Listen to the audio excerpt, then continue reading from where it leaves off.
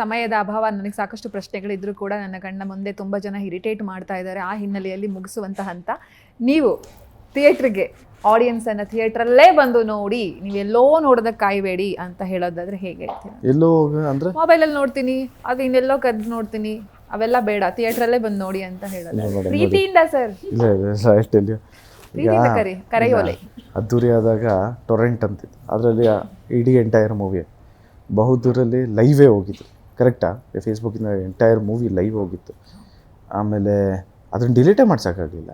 ಭರ್ಜರಿಯಲ್ಲೂ ಅಷ್ಟೇ ಹಾಗೆ ಆಗಿತ್ತು. ಪೊಗರಲ್ಲಿ ರಿಲೀಸ್ ಆಗ 10 ಮಾರ್ನಿಂಗ್ ಶೋ 10 ಗಂಟೆಗೆಲ್ಲ ಬಂದುಬಿಟ್ಟಿತ್ತು.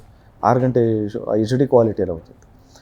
ಸೊ ನನ್ನ ರಿಕ್ವೆಸ್ಟ್ ಏನು ಅಂದರೆ, ನಾವು ಎಲ್ಲರೂ ಇವಾಗ ನನ್ನ ಚಿತ್ರ ಇವಾಗ ನಾನು ಹೇಳೋದು, ಬೇರೆಯವ್ರ ಚಿತ್ರಕ್ಕೆ ಬೇರೆಯವ್ರು ಬಂದು ಹೇಳೋದು, ಇದಲ್ಲದೆ ಲೀಗಲಾಗಿ ಇದನ್ನು ಯಾರು ಈ ವಿಂಗ್ ಏನಿದೆಯೋ, ಈ ವಿಂಗ್ನ ಪೈರಸಿ ಅನ್ನೋ ವಿಂಗ್ನ ಸ್ಟ್ರಾಂಗ್ ಮಾಡ್ಕೊಳ್ಬೇಕು.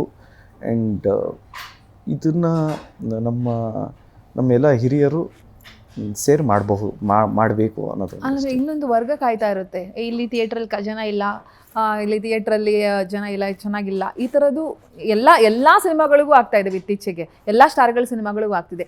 ಇದನ್ನು ಹೆಂಗೆ ನಾವು ಮಲಗಿಸೋದು ಅಂತ ಹೇಳಿ, ಈ ಥರ ವರ್ಗ ಆಲ್ರೆಡಿ ಬರ್ತಾ ಇದೆಯಾ, ಓಕೆ ಏನು ಪ್ಲ್ಯಾನ್ ಮಾಡೋಣ ಅನ್ನೋ ಥರ ಪ್ಲ್ಯಾನ್ಗಳೆಲ್ಲ ಶುರುವಾಗಿರುತ್ತೆ ಸರ್. ಅಂದರೆ ನಮ್ಮ ಕನ್ನಡ ಸಿನಿಮಾ, ನಮ್ಮ ಭಾಷೆ, ನಮ್ಮ ಹೀರೋಗಳು, ನಮ್ಮ ನಟಿಯರು ಅನ್ನೋದಿಲ್ಲ ಅಲ್ಲಿ.